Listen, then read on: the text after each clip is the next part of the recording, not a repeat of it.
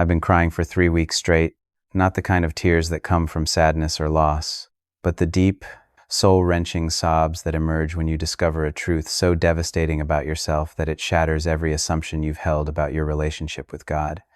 What Jesus revealed to me about the one thing that keeps people from Him, the single barrier that prevents even sincere believers from experiencing true intimacy with their Creator, has left me emotionally raw and spiritually transformed. This isn't what you think it is. It's not sin, though sin flows from it. It's not unbelief, though unbelief masks it. It's not rebellion, though rebellion expresses it. The one thing that keeps you from God is something so fundamental, so woven into the fabric of human nature, that most people never recognize it, even as it destroys their capacity for authentic relationship with their Creator. What makes this revelation so heartbreaking is that it's not something terrible people do, it's something good people refuse to stop doing. It's not about becoming worse, it's about being willing to become nothing. And according to Jesus, this single barrier keeps more sincere seekers from experiencing God's presence than all other obstacles combined. I've debated for weeks whether to share this publicly.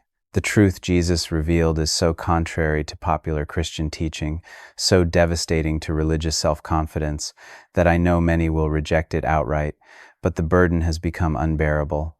What I witnessed could transform your relationship with God if you're willing to have your heart broken by the truth about what's really keeping you from Him. It happened during a particularly difficult season in my life. Despite the success of The Chosen and the privilege of portraying Christ on screen, I had been struggling with a growing sense of spiritual emptiness. My prayers felt hollow, scripture reading seemed mechanical, and worship had become performance rather than encounter. I was going through all the motions of faith while feeling increasingly distant from the God I claimed to serve.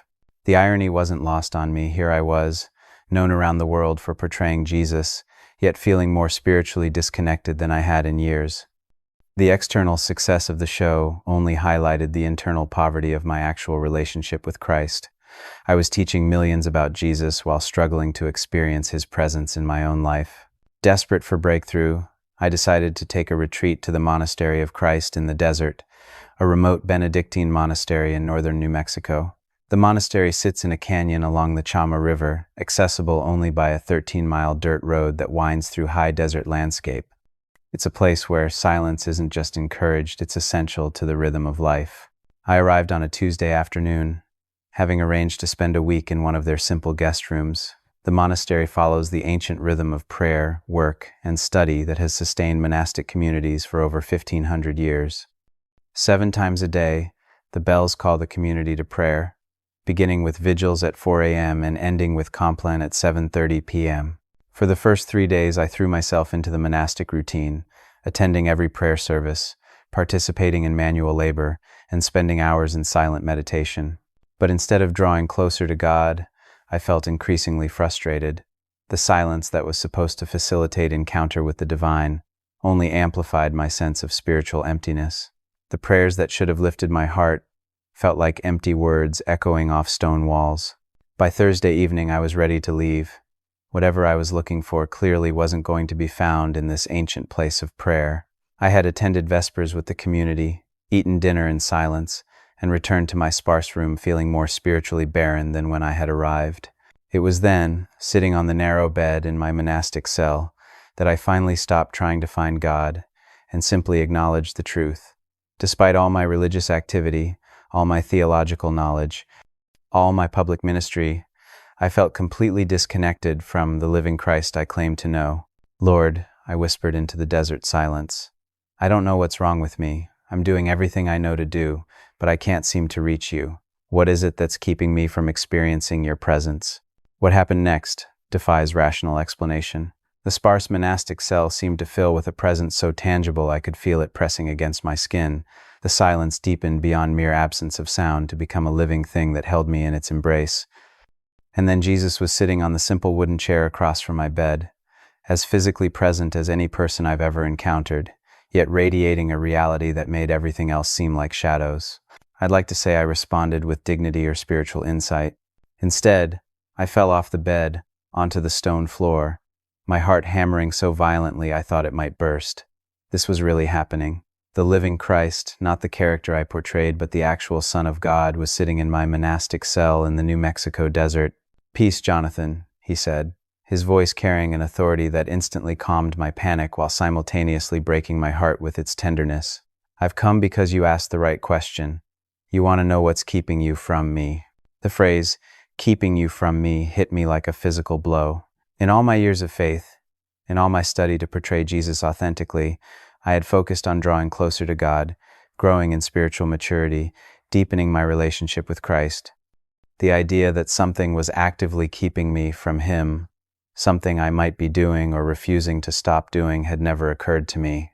"You're thinking about spiritual disciplines," Jesus said, reading my thoughts. "Prayer, Bible study, worship, service. You've been trying to add things to your life to reach me. But what's keeping you from me isn't something you need to add, it's something you need to remove. Something so fundamental to human nature that most people never recognize it, even as it creates an impenetrable barrier between their soul and mine." He gestured toward the stone walls of the monastic cell. "These monks have spent their lives stripping away everything they thought might hinder their relationship with God: possessions, relationships, ambitions, comforts. But even here, in this place dedicated to encountering the divine, many struggle with the same barrier that's keeping you from me." Before I could ask what that barrier was, the cell around us dissolved. We were observing what appeared to be a vast panorama of human souls in their attempts to reach God, not just Christians, but people from every religious tradition, every spiritual path, every sincere effort to connect with the divine. What I witnessed was both beautiful and heartbreaking, revealing the universal human struggle to bridge the gap between creature and creator. "Look carefully," Jesus instructed. "What do you see?" I watched as countless souls engaged in every conceivable form of spiritual activity. Some prayed with desperate intensity. Others studied sacred texts with scholarly dedication. Some served the poor with sacrificial love. Others worshipped with passionate abandon. Some retreated into monastic silence. Others proclaimed the gospel with evangelical fervor. But despite the sincerity of their efforts, despite the beauty of their devotion, despite the sacrifice of their service, there was something that prevented them from experiencing the intimate connection with God they desperately sought. They were reaching toward the divine, but something invisible yet impenetrable kept them from touching the heart of God. "What you're seeing," Jesus explained, "is the tragedy of human spirituality. Millions of sincere souls, engaging in genuine spiritual activity, yet unable to experience the intimate relationship with God for which they were created. They're not failing because they're insincere or because they're not trying hard enough. They're failing because they're trying at all." The phrase, "because they're trying at all," sent a shock through my system. Everything I understood about spiritual growth, about drawing closer to God, about deepening relationship with Christ was built on the foundation of effort, trying harder, doing more, becoming better. The idea that trying itself might be the problem contradicted everything I thought I knew about faith. "The one thing that keeps people from me," Jesus said, his voice filled with infinite compassion and devastating truth, "is not their sin, though sin flows from it. It's not their unbelief, though unbelief masks it. It's not their rebellion, though rebellion expresses it. The one thing that keeps people from me is their self, their persistent, unconscious, desperate attempt to maintain some version of themselves that can reach me, know me, serve me, or please me." The vision expanded, and I could see how this principle played out across the panorama of human spiritual experience. Every attempt to reach God, no matter how sincere or sacrificial, was ultimately an attempt by the self to bridge the gap between human and divine. And that very attempt, the self trying to reach God, was precisely what made the connection impossible. "You cannot reach me," Jesus continued, "because the you that's trying to reach me is the very thing that must die for union with me to occur."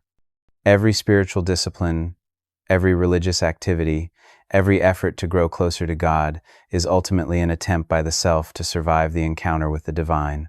But I cannot be reached, I can only be received. And I cannot be received by someone, I can only be received as someone dies. I watched as this devastating truth played out across countless spiritual journeys. The more people tried to reach God, the more they reinforced the very barrier that kept them from Him. Their spiritual efforts, no matter how sincere, were ultimately attempts by the self to maintain its existence while accessing the divine. But God could not be accessed, He could only be encountered through the death of the one trying to access Him. This is why Jesus explained. The most religious people often struggle most with experiencing my presence. Their very religiosity becomes a sophisticated form of self-preservation, a way of maintaining their identity while appearing to surrender it. They become experts at spiritual activity while remaining strangers to spiritual death. The vision shifted to show me how this principle manifested in different types of believers. Some maintained their self through theological knowledge, becoming experts in doctrine while remaining untouched by divine encounter. Others preserved their identity through spiritual experiences, collecting mystical moments while avoiding the death that would make union possible. Still others sustained themselves through religious service, finding their identity in what they did for God rather than dying to who they were apart from God. Even your portrayal of me, Jesus said gently, has become a way of maintaining your spiritual identity rather than dying to it. You've found a sense of self in being the one who portrays Christ rather than losing yourself in actually encountering Christ. The words hit me like a physical blow because I recognized their truth immediately. My role in the chosen had indeed become a source of spiritual identity rather than spiritual death. I had found a sense of self in being known as the actor who played Jesus rather than losing my sense of self in actually meeting Jesus. But Lord, I protested, tears beginning to flow, if the self is what keeps us from you, and if every attempt to reach you only reinforces the self, then how can anyone ever experience relationship with you? How can the barrier ever be removed? His expression grew even more tender, and I could see that we were approaching the heart of what he had come to reveal. That's what I've come to show you, not just what keeps people from me, but how that barrier can be removed. Because it can be removed, Jonathan, but not in the way most people think.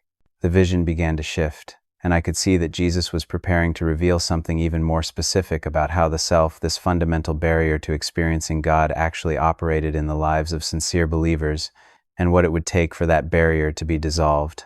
Tomorrow night, he said, meet me in the chapel here at the monastery during vigils. There I will show you exactly how the self maintains its existence even through spiritual activity, and what it actually means to die to self in a way that removes the barrier between your soul and mine.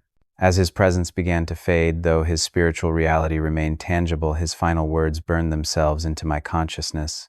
Tell them that the one thing keeping them from me is not their sin, but their self, not their failure to be good enough, but their refusal to be nothing at all. Tell them that every attempt to reach me only reinforces the barrier that keeps them from me. And tell them that the death I'm calling them to is not the end of who they are, but the beginning of who they were created to be. And then, I was alone in the sparse monastic cell, the desert silence broken only by the distant sound of wind through the canyon and the settling of the ancient building, but nothing else was the same. The weight of what Jesus had revealed pressed down on me like a physical burden. The one thing that keeps people from God wasn't sin or unbelief or rebellion. It was the self, the persistent, unconscious attempt to maintain some version of themselves that could reach God, know God, serve God, or please God. And according to Jesus, this barrier was so fundamental to human nature that even the most sincere spiritual efforts often reinforced it rather than removing it. For 3 weeks now, this truth has broken my heart repeatedly, as I've recognized how thoroughly my own spiritual life had been built on the foundation of self-preservation rather than self-death. Every prayer, every study session, every act of service had been, at its core, an attempt by myself to reach God while remaining intact. And this was only the beginning of what he would reveal about the death that makes divine encounter possible. Sleep was impossible after what Jesus had revealed. I lay on the narrow monastic bed, staring at the stone ceiling, wrestling with the devastating truth that the one thing keeping me from God wasn't my sin or my failures, it was myself. Every attempt I had ever made to reach God, no matter how sincere or sacrificial, had been ultimately an effort by myself to survive the encounter with the divine while appearing to surrender to it. The implications were staggering. If the self was the fundamental barrier to experiencing God, and if every spiritual effort could potentially reinforce that barrier rather than remove it, then how could anyone ever truly encounter the divine? How could sincere believers distinguish between authentic spiritual death and sophisticated forms of self-preservation disguised as spirituality? As the monastery bells called the community to lauds at dawn, I joined the monks in their ancient rhythm of prayer, but my mind was consumed with questions about what Jesus would reveal next. The Psalms that morning seemed to speak directly to my condition. Create in me a clean heart, O God, and renew a right spirit within me. But now I wondered, was even that prayer an attempt by myself to maintain its existence while accessing divine transformation? I spent the day in the monastery library, surrounded by centuries of spiritual wisdom from mystics and saints who had wrestled with the same fundamental question of how to die to self in order to live in God. John of the Cross wrote about the dark night of the soul. Teresa of Avila described the interior castle. Meister Eckhart spoke of becoming nothing before God. Yet even their profound insights seemed to point toward the same paradox Jesus had revealed. How could the self die to itself without the very attempt becoming another form of self-assertion? As evening approached and the community gathered for Vespers, I felt the familiar thickening of the atmosphere that had preceded Jesus' previous appearances. But this time, instead of waiting in my cell, I made my way to the monastery chapel as he had instructed. The chapel was a simple stone structure with rough-hewn wooden pews facing a stark altar beneath a massive wooden cross. Narrow windows allowed the last light of day to filter through, casting long shadows across the stone floor. The vigil's service wouldn't begin until 4 a.m., so the chapel was empty and silent. I settled into one of the wooden pews, surrounded by the accumulated prayers of generations of monks who had sought to lose themselves in order to find God. The silence was profound, broken only by the distant sound of wind through the desert canyon and the occasional call of a nightbird. As midnight approached, I felt it again, that deepening of reality itself, that sense of the physical world becoming transparent to reveal spiritual truth. The chapel seemed to glow with an inner light that had nothing to do with the moon outside, and then Jesus was sitting beside me in the pew, his presence both utterly natural and completely overwhelming. "This is where men have come for centuries to die to themselves," he said, his voice echoing softly off the stone walls. "Yet even here, in this place dedicated to self-abandonment, the self finds ways to survive while appearing to surrender. Tonight, I'm going to show you exactly how the self maintains its existence even through the most sincere spiritual activity." Before I could respond, the chapel around us dissolved. We were observing what appeared to be a detailed view of how the self operated in the lives of sincere believers. Not just the obvious forms of selfishness or pride, but the subtle, sophisticated ways the self preserved itself through religious activity, spiritual experiences, and even genuine service to God. The self, Jesus explained, is far more cunning than most people realize. It doesn't just seek to preserve itself through obvious sins or rebellions. Its most dangerous strategy is to maintain its existence through spirituality itself, finding ways to survive and even thrive through religious activity that appears to be self-sacrificial. What I witnessed next was so specific and so devastating that I found myself gasping in recognition. These weren't extreme examples of religious hypocrisy or obvious spiritual pride.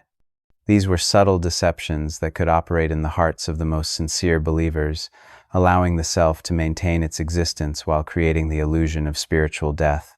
The first deception, Jesus said, is spiritual identity, finding your sense of self in your relationship with God, rather than losing your sense of self in union with God. I watched as this deception played out in the lives of sincere believers. They genuinely loved God and authentically sought to serve Him, but their relationship with the divine had become a source of identity rather than a place of death. They found their sense of self in being a Christian, a believer, a person of faith, or even someone who has a relationship with Jesus.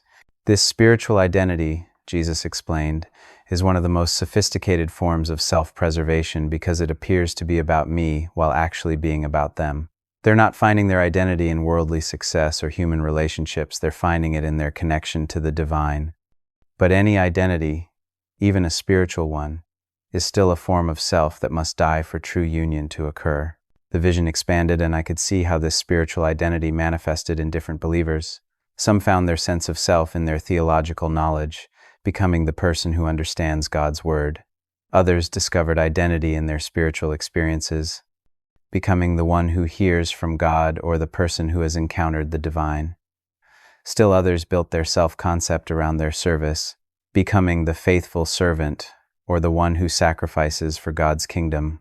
The tragedy, Jesus continued, is that these spiritual identities often become more precious to people than their actual relationship with me. They would rather maintain their sense of being a good Christian than risk the death of that identity for the sake of genuine encounter with the divine. The second deception, Jesus said, is performance spirituality, engaging in spiritual activities to maintain a sense of spiritual adequacy rather than as expressions of spiritual death. I watched as believers engaged in prayer, Bible study, worship, and service, but with motivations that were fundamentally about maintaining their spiritual self-image rather than dying to themselves. They prayed to feel like someone who prays, studied scripture to maintain their identity as someone who knows God's word, worshiped to experience themselves as someone who loves God, and served to preserve their sense of being someone who makes a difference for the kingdom. This performance spirituality, Jesus explained, is particularly deceptive because the activities themselves are good and necessary. But when they're motivated by the self's need to maintain its spiritual identity rather than by genuine death to self, they actually reinforce the barrier between the soul and God rather than removing it. The vision shifted to show me how this performance spirituality operated in my own life. I could see how my prayers had often been motivated by my need to feel like someone who has a relationship with God rather than by genuine surrender of my will to His. My Bible study had frequently been driven by my desire to maintain my identity as someone who understands spiritual truth rather than by willingness to be transformed by that truth. Even my portrayal of Jesus had become a way of preserving my spiritual self-image rather than losing myself in actual encounter with Christ. The third deception, Jesus continued, is comparative righteousness, measuring your spiritual condition against other people rather than against the absolute standard of complete death to self. I watched as believers maintained their spiritual self-confidence by comparing themselves to others who seemed less committed, less knowledgeable, less experienced, or less faithful. They found comfort in being better than other Christians, rather than facing the reality that any sense of spiritual superiority was evidence that the self was still very much alive and in control. This comparative righteousness, Jesus explained, allows the self to feel spiritually successful while avoiding the complete death that union with me requires.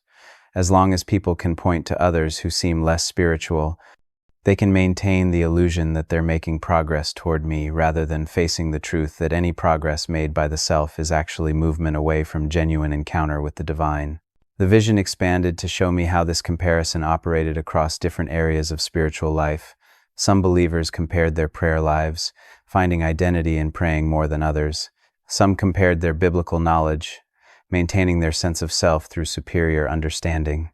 Others compared their service, their generosity, their moral behavior, or their spiritual experiences, always finding ways to position themselves as more advanced than someone else. The fourth deception, Jesus said, his voice growing more solemn, is gradual spirituality, believing that union with God is achieved through incremental improvement rather than through complete death and resurrection. I watched as believers approached their relationship with God like a self-improvement project, believing they could gradually become more spiritual, more holy, more Christ-like through sustained effort and incremental progress. They saw spiritual growth as a process of the self becoming better rather than as the death of the self and the birth of something entirely new. This gradual spirituality, Jesus explained, is perhaps the most pervasive deception because it seems so reasonable and biblical. But it's based on the fundamental misunderstanding that the self can be improved rather than recognizing that the self must die. No amount of gradual improvement can bridge the infinite gap between human and divine. Only death and resurrection can accomplish that transformation. The vision shifted to show me how this deception had operated in my own spiritual journey. I had spent years trying to become a better Christian, a more faithful believer, a more Christ-like person. But all of these efforts had been attempts by myself to reach God while remaining fundamentally intact. I had been trying to improve myself rather than die to myself. The fifth and most devastating deception, Jesus said, is sacrificial self-preservation, using genuine sacrifice and service as a way of maintaining spiritual identity rather than as expressions of spiritual death. I watched as believers engaged in real sacrifice for the sake of God's kingdom, giving up comfort, wealth, relationships, or ambitions for the sake of serving Christ. But even these genuine sacrifices could become ways of preserving the self rather than dying to it, when they were motivated by the need to maintain identity as someone who sacrifices for God rather than by genuine love that sought nothing for itself. This sacrificial self-preservation, Jesus explained, is the most dangerous deception because it involves real cost and genuine service. The people caught in this deception aren't selfish in obvious ways. They're actually giving up significant things for my sake. But they're doing so in a way that maintains and even strengthens their spiritual identity rather than dying to it completely. The vision expanded to show me how this operated in the lives of missionaries, pastors, and dedicated servants who had given up much for the sake of the gospel. Some had sacrificed financial security but found their identity in being someone who trusts God for provision. Others had given up family relationships but maintained their sense of self as someone who puts God first.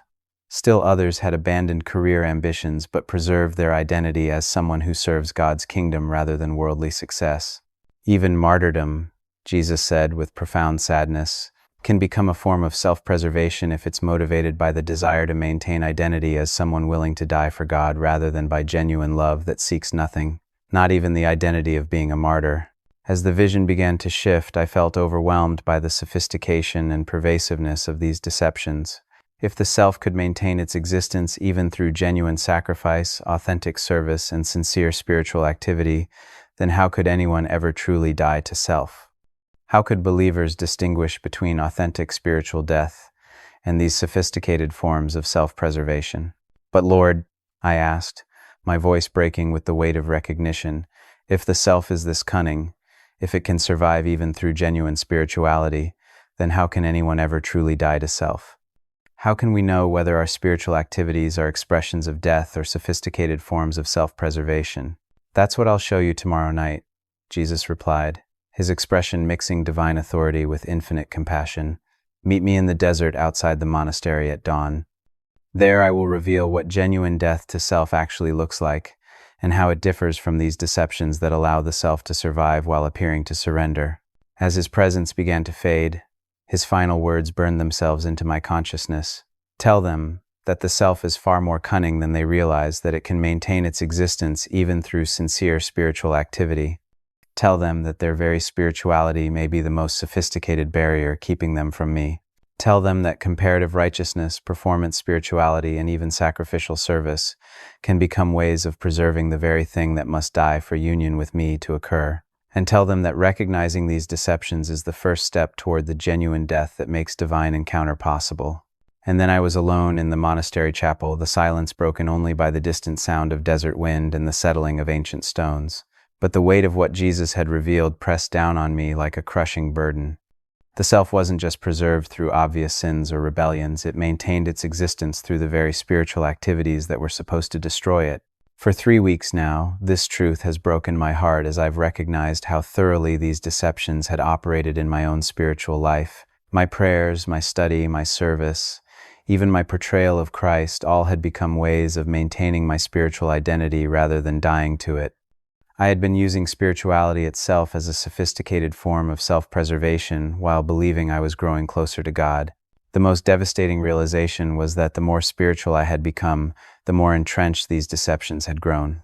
My spiritual activities had created an increasingly sophisticated sense of self that was actually more resistant to genuine death than obvious worldliness would have been.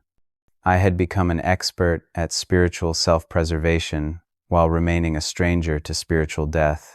And according to Jesus, this was only the beginning of what he would reveal about what genuine death to self actually looked like, and how it differed from the sophisticated deceptions that allowed the self to survive while appearing to surrender. The truth was more devastating than I had imagined, and the solution would prove to be more radical than anything I had ever considered. I didn't even attempt sleep that second night. The revelation that the self could maintain its existence even through sincere spiritual activity, that my prayers, study, service, and even my portrayal of Christ had become sophisticated forms of self-preservation rather than expressions of spiritual death, left me in a state of spiritual crisis unlike anything I had ever experienced. If the self was so cunning that it could survive and even thrive through genuine spirituality, then what hope was there for authentic encounter with God? How could anyone distinguish between real death to self and the elaborate deceptions that allowed the self to maintain its existence while appearing to surrender? The weight of these questions pressed down on me as I sat in my monastic cell, watching the desert stars wheel overhead through the small window. As the monastery bells called the community to vigils at 4 a.m., I made my way not to the chapel but out into the desert as Jesus had instructed. The New Mexico landscape stretched endlessly in all directions, high desert punctuated by mesas and arroyos, painted in subtle shades of sage and sand under the pre-dawn sky. The silence was absolute, broken only by the distant call of a coyote and the whisper of wind through desert grass. I found a flat boulder about a mile from the monastery buildings and settled onto it to wait for sunrise.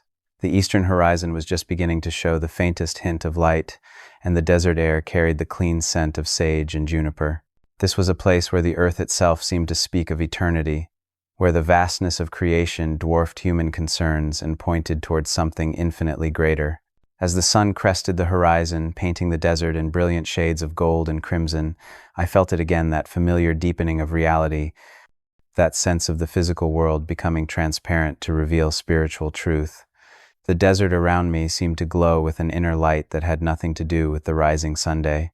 And then Jesus was sitting on the boulder beside me, his presence both utterly natural and completely overwhelming. "This is where John the Baptist came to die to himself before he could prepare the way for me," he said, his voice carrying across the desert silence. "This is where I came to face the ultimate test of whether I would preserve my human will or surrender it completely to the Father. Tonight I'm going to show you what genuine death to self actually looks like and why it's the only thing that can remove the barrier between your soul and God." Before I could respond, the desert around us dissolved. We were observing what appeared to be the most intimate view yet of the human soul's relationship to the divine. Not just the barriers and deceptions I had witnessed before, but the actual process by which those barriers could be completely removed through authentic spiritual death. Genuine death to self, Jesus explained, is not an improvement of the self, not a suppression of the self, not even a sacrifice by the self. It's the complete cessation of the self as the organizing principle of your existence. It's not the self becoming better, it's the self ceasing to exist as the center of your reality. What I witnessed next was so radical, so contrary to everything I had understood about spiritual growth, that I found myself struggling to comprehend its implications. This wasn't about becoming a better Christian or growing in spiritual maturity. This was about the fundamental reorganization of existence itself around an entirely different center. The first aspect of genuine death, Jesus said, is the recognition of absolute helplessness, not just acknowledging that you need God's help, but recognizing that there is literally nothing the self can do to reach God, please God, serve God, or even surrender to God. I watched as this recognition dawned in the consciousness of various souls. It wasn't the familiar acknowledgement that I need God's grace, or I can't do this without God's help. It was the devastating realization that the very I that was trying to reach God was the fundamental problem, that every effort by the self to connect with the divine only reinforced the barrier that kept connection impossible. This recognition of absolute helplessness, Jesus explained, is not a theological concept to be understood, but an existential reality to be experienced. It's the moment when the soul realizes that not only can it not reach me through its efforts, but that its very existence as a separate self is what makes reaching me impossible. The vision expanded, and I could see how this recognition manifested differently in various people. For some, it came through the failure of their most sincere spiritual efforts, the realization that years of prayer, study, and service had not brought them any closer to genuine encounter with God. For others, it emerged through the recognition that their spiritual successes had actually increased their sense of separation from the divine by strengthening their spiritual identity. The second aspect of genuine death, Jesus continued, is the cessation of spiritual effort, not just stopping bad behaviors or sinful activities, but ceasing all attempts by the self to reach God, including the most sincere and biblically prescribed spiritual activities. I watched as souls who had reached this point stopped trying to pray their way to God, study their way to spiritual understanding, or serve their way to divine approval. This wasn't spiritual laziness or abandonment of faith, it was the recognition that every effort by the self to reach God was actually an assertion of the self that prevented the very connection it sought to achieve. This cessation of spiritual effort, Jesus explained, is perhaps the most terrifying aspect of genuine death because it feels like spiritual suicide. The self is convinced that if it stops trying to reach God, all connection with the divine will be lost. But the opposite is true. Only when the self stops trying to reach God can God reach the self. The vision shifted to show me how this cessation operated in practical terms. These souls didn't stop reading Scripture, but they stopped reading it as a way of maintaining their spiritual identity or improving their relationship with God. They didn't stop praying, but they stopped praying as an effort to reach God or change their spiritual condition. They didn't stop serving, but they stopped serving as a way of proving their faithfulness or earning divine approval.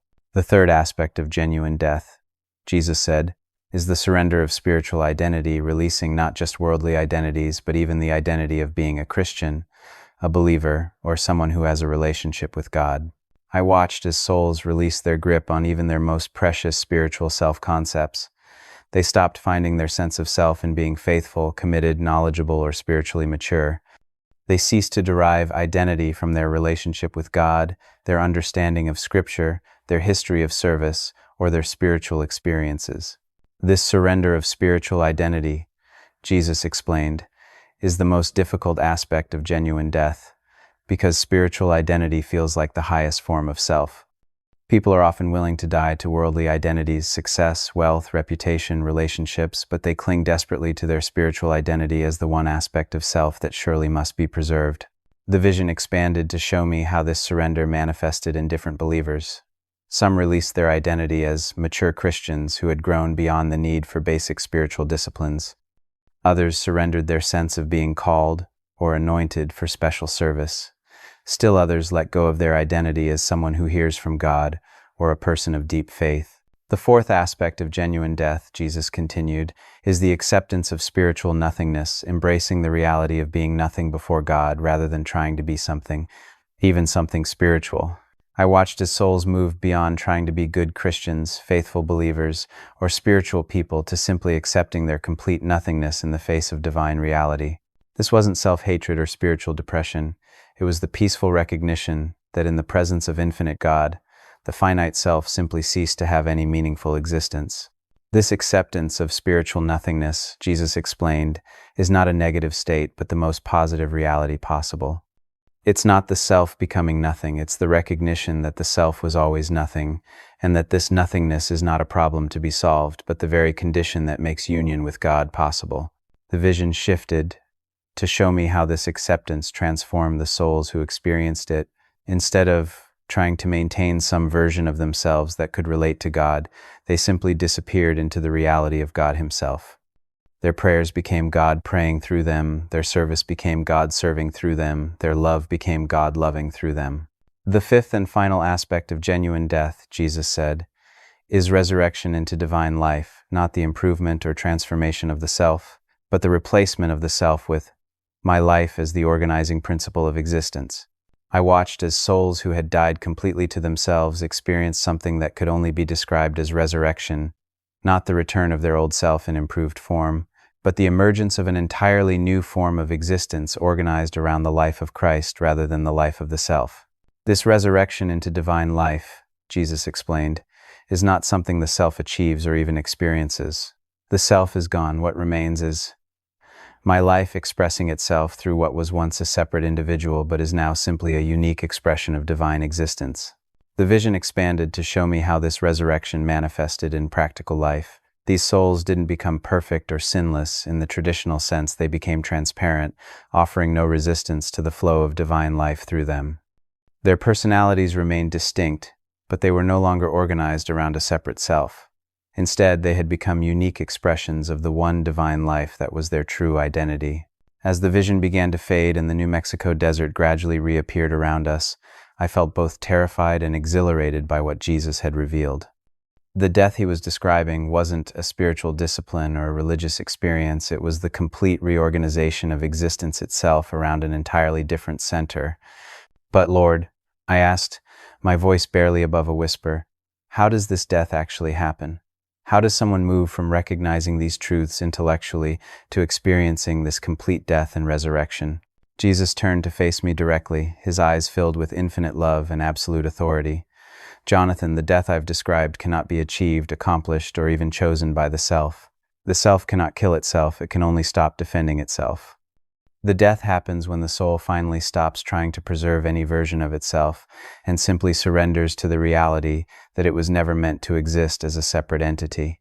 The process, he continued, begins with the recognition of what I've shown you, that the self is the barrier, that spiritual effort can reinforce that barrier, and that even spiritual identity must be surrendered. But recognition alone is not enough. There must be a moment of complete letting go, a final release of every attempt to maintain existence as a separate self. As his presence began to intensify rather than fade, I realized that this wasn't just information he was sharing, it was an invitation he was extending. The reason I've shown you all of this, Jesus said, is not just so you could understand it intellectually, but so you could experience it personally. Right now, in this moment, you can choose to stop defending yourself, your spiritual identity, your religious achievements, your sense of being someone who portrays me, or serves me, or knows me. You can simply let go of every attempt to be anything at all and discover what remains when the self is no longer organizing your existence. The invitation hung in the desert air like a living thing. Everything in me wanted to analyze it, understand it better, prepare for it, or approach it gradually. But I could see that those very impulses were expressions of the self trying to maintain control even over its own death. "I'm terrified," I whispered. "Of course you are," Jesus replied with infinite gentleness. "The self is terrified of death because it cannot imagine existence without itself as the center. But what the self cannot imagine, God makes possible. What feels like death to the self is actually birth into the life you were always meant to live." In that moment, sitting on a boulder in the New Mexico desert as the sun climbed higher into the endless sky, I made a choice that I cannot adequately describe. It wasn't a decision in the normal sense because there was no I making it. It was more like a cessation, a simple stopping of every effort to maintain, defend, improve, or preserve any version of myself. What happened next defies description because there was no I left to experience it. The Jonathan who had struggled with spiritual emptiness, who had found identity in portraying Christ, who had sought to reach God through religious effort, that person simply ceased to exist. Not through violence or suppression, but through the gentle recognition that he had never really existed as anything more than a collection of thoughts, feelings, and memories organized around the illusion of being separate from God. What remained was not nothing, but everything. The life that had always been there, hidden beneath the noise of self, emerged as the only reality that had ever mattered. It was Christ's life, but it was also my life, not because I possessed it, but because I was it. The barrier between creature and creator hadn't been bridged, it had been revealed to have never existed except in the imagination of a self that was itself imaginary. When awareness returned, though I was no longer there to be aware, the desert looked exactly the same and completely different. The sun still shone, the wind still whispered through the sage, the monastery bells still called across the distance. But everything was now recognized as expressions of the one divine life that was also expressing itself as what had once been called Jonathan.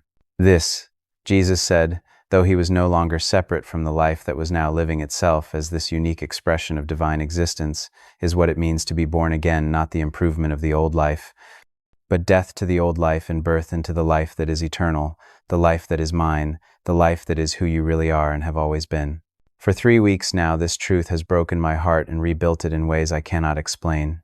The one thing that keeps people from God is not their sin or their failures, it's their self, their persistent attempt to maintain some version of themselves that can reach God while remaining fundamentally separate from God. But the death that removes this barrier is not a loss, it's the discovery of who we really are beneath the illusion of separation. It's not the end of our existence, but the beginning of our true life. It's not spiritual suicide, but spiritual birth into the reality that we are not separate individuals trying to reach God, but unique expressions of God discovering himself through what appears to be human experience. The barrier between you and God is not your sin, it's yourself. And the death of that self is not the end of who you are, but the beginning of who you were always meant to be.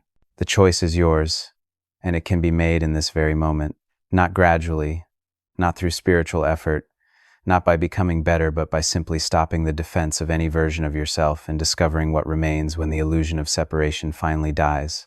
What remains is not nothing. What remains is everything.